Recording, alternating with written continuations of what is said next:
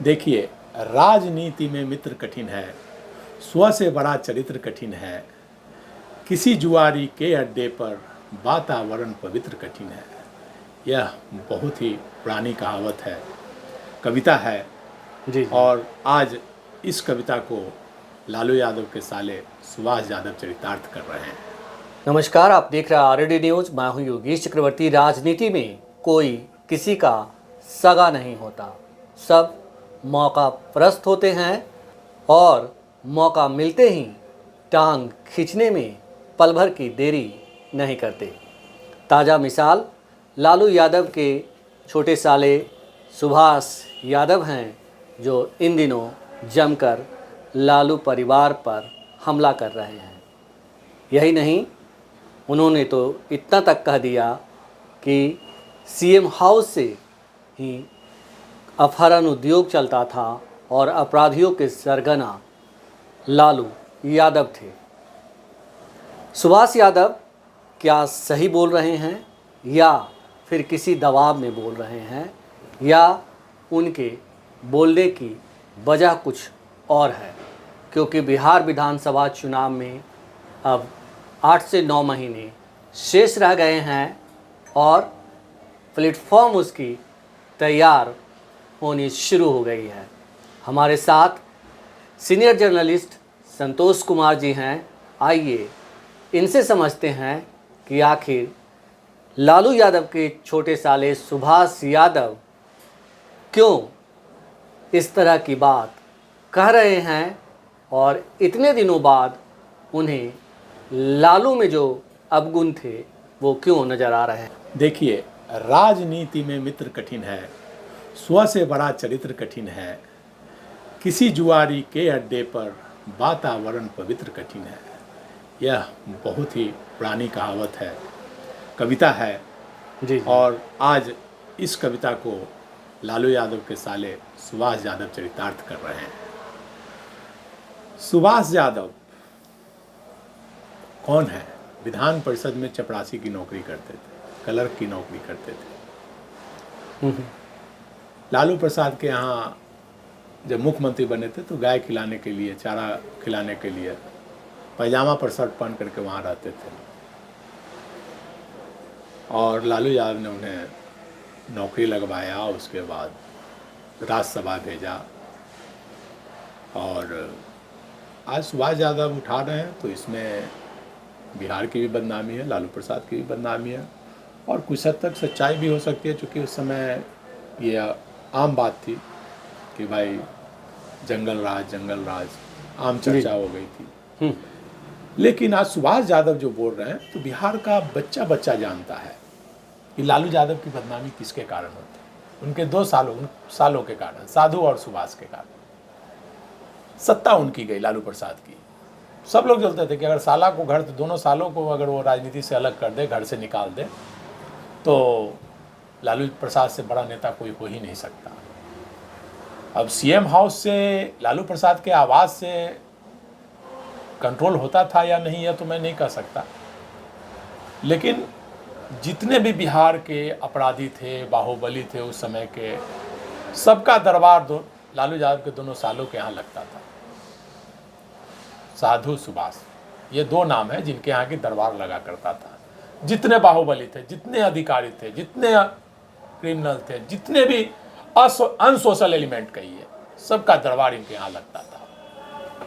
और बिहार में कहीं कोई पुलिस किसी को पकड़ती थी तो ये बोलते थे हम सुभाष यादव के आदमी, हम साधु यादव के आदमी हैं। तो ये स्थिति थी बिहार की उस समय।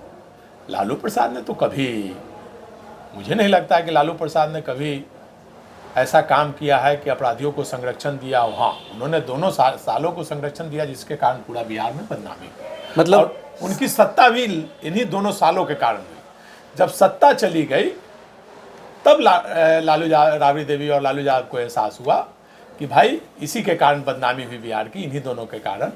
तो उसके बाद उन्होंने अन्य मार्ग से दोनों को घर से बाहर निकाला, मतलब झाड़ू से मारते हुए घर से बाहर निकाला। एकदम घर में एंट्री नो एंट्री हो गई, बंद हो गई। उसके बाद से दोनों भाइयों की एंट्री लालू प्रसाद राबड़ी देवी के आवास पर नहीं है, आज भी नहीं है। और यहाँ तक कि तेज प्रताप यादव की जब शादी हुई जी तो जी। शादी में भी मीसा भारती जाकर निमंत्रण दी, तो निमंत्रण में भी उनको घर के अंदर प्रवेश की अनुमति नहीं थी, बस कैंपस में परमिशन था। मामा होने के नाते भी उनको पुलिस अंदर नहीं जाने दी घर में। मैं वहाँ था उस वक्त, सुभाष यादव के कैंपस में थे, लेकिन कोई उनसे बात तक नहीं कर रहा था। और वो चाहते थे कि भाई आज भी उनका लालू, सुभाष और साधु की पहचान क्या थी? लालू यादव थे। लालू यादव के साले के नाम से आज भी जाने जाते हैं। हाँ, ये अलग बात है कि उस समय भाई आप देख लीजिए, आज सुभाष यादव ने मेडिकल कॉलेज, सुभाष यादव के परिवार के नाम पर कहा जाता है कि मेडिकल कॉलेज है, और स्कूल खोले हुए हैं। तो भाई एक चपरासी कहाँ से इतना पैसा लाया? उन्होंने मेडिकल कॉलेज खोल ली। अब कहाँ तक सच्चाई है, आम चर्चा है ये स्कूल की और मेडिकल कॉलेज की। कहाँ से पैसा आया? बिहार निवास में 2-2 रूम उनका कब्जा रहता था, कब्जाए रहते थे। किसकी देन थी? लालू यादव ने तो गलत काम किया निश्चित तौर पर। दोनों सालों को अपने फ्री छूट दे रखी थी, हम लोग उस समय से देख रहे थे, बिल्कुल, जिसके कारण इतनी बदनामी हुई। बिल्कुल संतोष जी, आप ये कह रहे हैं कि जो सुभाष यादव लालू यादव पे आरोप लगा रहे हैं, लेकिन अपराधियों के असली जो छत्रप थे, जो बिहार के तमाम एंटी सोशल एलिमेंट थे, उसके छत्रप साधु और सुभाष यादव थे। निश्चित तौर पर बिहार का बच्चा बच्चा यह बात जानता है। आप 95 से 2005 या 2010 तक का कहिए, साधु सुभाष की तूती बोलती थी, और हर अपराध के पीछे कहीं ना कहीं संरक्षण इन्हीं का रहता था। अनंत सिंह को गोली लगी थी, विवेका पहलवान ने मारा था, पुलिस फोर्स ने किया था, उनको बचाने वाले कौन थे? यही सुभाष यादव, आजाद गांधी। उस समय हॉस्पिटल में ला करके एडमिट कराया गया था, पुलिस जा करके बचाई। सुभाष यादव मतलब कहिए तो लालू यादव को जब सज़ा हो गई, लालू यादव जब जेल चले गए, सज़ा तो बाद में हुई, और राबड़ी देवी जब कमान संभाले, तो साधु सुभाष राबड़ी देवी के दोनों तरफ खड़े हो गए, और एक प्रकार से फुल पावर में वो रहे, एक प्रकार से सीएम पद की तरह वो जो चाहते थे वो बिहार में होता था। आज वो भले आरोप लगा रहे हैं, किस कारण आरोप लगा रहे हैं कहना कठिन है, क्योंकि कहा गया है कि राजनीति में मित्र कठिन है, स्व से बड़ा चरित्र कठिन है। किसी जुआरी के अड्डे पर, किसी शराबी के अड्डे पर वातावरण पवित्र कठिन है। तो सुभाष यादव हो सकता है कि भाई राजनीति के तहत ये बोल रहे हो, कहीं इनकम टैक्स और ईडी का छापा न पड़ जाए, जो कि अकूत संपत्ति जो उन्होंने जमा की है, एक चपरासी के पास एक इतनी अकूत संपत्ति कहाँ से आई? जी बिल्कुल, बहुत विचार तो हो सकता है कि कहीं उन पर दबाव रहा हो, सीबीआई, ईडी का। हो सकता है भाजपा ज्वाइन करना चाह रहे हो। जी जी जी। तो इसलिए पहले से प्लान, चूँकि वो फुल बिजनेस में, मुझे लगता है कि पिछले 15 वर्षों से वो राजनीति से एकदम गायब है संतोष जी, और कभी उन्होंने कोई बयानबाजी नहीं की है। और बिजनेस में स्कूल, कॉलेज, मेडिकल कॉलेज, वो पैसा का कारोबार, यही सब में वो लगे हुए हैं अपना। वो कहीं राजनीति में, साधु यादव तो राजनीति में सक्रिय भी रहे, लेकिन सुभाष यादव एकदम निष्क्रिय थे। मतलब सुभाष यादव ने जो काली कमाई की अपराध के जरिए, वो काली कमाई उन्होंने स्कूल, कॉलेज और दूसरे संस्थानों में लगाया, और अब तक वो उसे संरक्षित करते रहे चुप रहकर। अब जब कुछ और आगे बढ़ना है, या किसी के सहारे की ज़रूरत है, या कोई उसका इस्तेमाल करना चाहता है, इस वजह से वो लालू यादव के खिलाफ बयान दे रहा है। मुझे लगता है कि वो उन्होंने राजनीति से तौबा कर ली थी, वो कभी बयान नहीं देते थे। और यह बयान जो है एक प्रायोजित साजिश मुझे लगता है कि साधु यादव अगर देते हैं तो राजनीति में एक्टिव रहते हैं, टोटल वो पॉलिटिकल। सुभाष यादव पिछले 15 वर्षों से राजनीति से पूरी तरह से निष्क्रिय हैं, कहीं नहीं रहते हैं। जी जी जी। लेकिन अभी मुझे लगता है या तो वो लालू विरोधी पार्टियों की तरफ से कोई दबाव हो, सीबीआई, ईडी का दबाव हो, या फिर से राजनीति में सक्रिय होना चाहते हो, या भाजपा ज्वाइन करना चाहते हो। मुझे लगता है कुछ ना कुछ कारण है, तभी वो बयान दे रहे हैं। बेसिकली सुभाष यादव के इस बयान का ये भी मतलब निकाला जा सकता है कि चुनाव से पहले ऐसा बयान देकर तेजस्वी यादव को जितना संभव हो डैमेज किया जाए। मैंने बोला ना भाई, वो आज ही नहीं, वो साथ रहकर भी नुकसान करना चाहते थे। 2005 में जी जी। राबड़ी देवी चुनाव लड़ रही थी, जब उन्हें घर से वहाँ बाहर निकाल दिया गया, तो वो व्यक्ति राबड़ी देवी को हराने के लिए एड़ी चोटी एक किए हुए थे अपनी बहन के खिलाफ, क्योंकि उसकी एंट्री वहाँ बंद हो गई थी 2005 के नवंबर का जो चुनाव हो रहा था उसमें। तो यह व्यक्ति उसके बाद से फिर राजनीति से निष्क्रिय हो गया था। क्योंकि मैंने कई बार देखा दिल्ली जब लालू प्रसाद का साम्राज्य था, राज था बिहार में, जी तो सुभाष यादव के यहाँ दरबार लगा करता था, मतलब सैकड़ों लोग दिन रात बैठे रहते थे, जाते थे तो गाड़ियों का काफिला चलता था। आज स्थिति ये हो गई है सुभाष यादव और साधु यादव की कि ट्रेन से जाते हैं तो कोई साथ जाने वाला व्यक्ति नहीं रहता है, राजधानी से उतरते हैं तो अपने बैग लेकर के दिल्ली में जाते हैं। आज ये स्थिति है उनकी। अच्छा, कई लोग कहते हैं संतोष जी कि ये जो साधु यादव और सुभाष यादव इतने नीच किस्म के व्यक्ति हैं कि वो अपने सगे को भी नहीं छोड़ा, और कई ऐसे मामले के बारे में कहा जाता है जिसमें अप्रत्यक्ष रूप से इनका नाम आता है। खास करके अपराध की दुनिया में कई ऐसे कांड हुए घिनौने, कहा जाता है कि जिसमें इनकी संलिप्तता थी, और या तो ये सीधे तौर पर प्रत्यक्ष तौर पर उससे जुड़े थे या अप्रत्यक्ष तौर पे, लेकिन कहीं ना कहीं इनकी भूमिका थी। इसमें कितनी सच्चाई? देखिए, प्रत्यक्ष तौर पर मुझे नहीं लगता है कि कहीं ये लोग जुड़े हुए थे। अपराधी नहीं है ये लोग। जी जी जी। न साधु अपराधी है, न सुभाष यादव। लेकिन हाँ, सत्ता के कारण जहाँ सत्ता होती है, जहाँ पावर होता है, वहाँ अच्छे और बुरे लोग वहाँ जमघट होता है, और ज़्यादातर बुरे लोगों का जमघट होता है। तो जब राबड़ी देवी मुख्यमंत्री रही बनी 97 में, तो उसके बाद सत्ता का केंद्र राबड़ी देवी के पास तो कोई नहीं पहुँच सकता था, तो सत्ता के दो केंद्र हो गए, साधु यादव और सुभाष यादव। तो बिहार के जितने भी मतलब असामाजिक तत्व थे, ये दोनों के यहाँ आना जाना जमावड़ा लगना शुरू हो गया, दोनों का के यहाँ। और यही वजह थी कि भाई बिहार में अपराधियों का नंगा नाच शुरू हो गया। राबड़ी देवी उतनी समझ नहीं पाई जी जी भाई के प्रेम में। ये तो कहा जाता है ना कि भाई जो भी अपराधियों के सरगना ये थे, जो भी अपराध होता था उनके मतलब उनको संरक्षण देने का निश्चित तौर पर जितने भी बिहार में थे, मतलब, और उसमें ज़्यादातर देखा जाए तो उस समय यादव कम और अपर कास्ट के लोगों का ज़्यादा संरक्षण इन्होंने दिया, और यादव लोग भी का था, वही मेरा कहना कि पिछड़ी जाति के लोग भी थे, लेकिन जितने भी असामाजिक तत्व थे सबका जमावड़ा इन्हीं दोनों के यहाँ लगता था। और यह बात आप उस समय के राजनीति किसी भी व्यक्ति से आप पूछ सकते हैं। मेरा कहने का मेरा जो सवाल था वो ये था कि कई लोग कहते हैं कि ये दोनों इतने लालची थे, पैसे के इतने भूखे थे कि अगर इनके मतलब जो जाति है, यादव जाति है, उसमें भी कोई कांड होता था और कोई अपराधी उन्हें पैसा लाकर दे देता था तो वो उस अपराधी के पक्षधर होते थे। मैंने बोला ना, सत्ता के केंद्र थे। राबड़ी देवी मुख्यमंत्री थी और सत्ता के दो केंद्र बन गए थे, और उसी दो केंद्र से सारा संचालन होता था। कोई भी अपराधी पहुंच गया, भाई सुभाष के आदमी है, थाना में कोई जाता था, हम साधु यादव के आदमी हैं, हम सुभाष यादव के आदमी हैं। मतलब साधु और सुभाष के नाम पर पुलिस कुछ नहीं कहती थी कि भाई सत्ता के केंद्र तुरंत हम ही पर गाज गिर जाएगी। और इसी आड़ में बिहार में अपराधियों ने नंगा नाच किया साधु सुभाष के आड़ में। लालू प्रसाद ने कभी निगेटिव, मुझे नहीं लगता कि लालू यादव राजनीति में कभी निगेटिव काम किया हो। लालू प्रसाद ने हमेशा राजनीति में पॉजिटिव अप्रोच रखा, हमेशा पॉजिटिव। राजनीतिक हत्या के को कभी उन्होंने तरजीह नहीं दी। वो हमेशा राजनीति में, अगर वो राजनीति में विरोधियों को दबाना चाहते जी तो सुशील मोदी को कभी तरजीह नहीं देते। सुशील मोदी को हमेशा वो जिताते रहे, चुनाव जिताते रहे, उनके घर आते जाते रहे, हर मौके पे उनसे मिलते। सुशील मोदी सबसे ज्यादा उनको गाली देते रहे। जी जी। शिवानंद तिवारी जिन्होंने केस किया, उनको जेल भेजा, सजा हुई, आज शिवानंद तिवारी को आज भी वो उन्हें साथ रख रहे हैं।